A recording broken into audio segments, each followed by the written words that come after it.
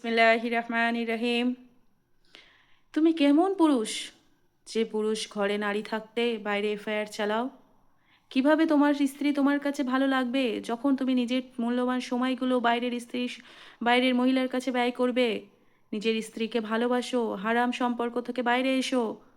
যে স্ত্রী নিজের ঘর বাড়ি ছেড়ে একমাত্র তোমার তাগিদে তোমার ঘরে গিয়েছে তোমার সঙ্গে সংসার করবে বলে, সারা দিন তোমার গোলামি করছে, সারা দিন তোমার পিছনে খাটছে।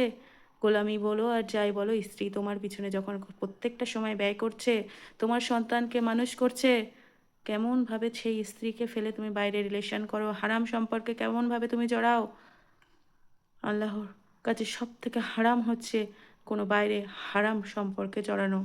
নিজের স্ত্রীকে ভালোবাসো, নিজের স্ত্রীকে সময় দাও আল্লাহর খাতিরে। আল্লাহ ভালোবাসবে তোমাকে, আল্লাহ তোমাদেরকে হেদায়েত দিক।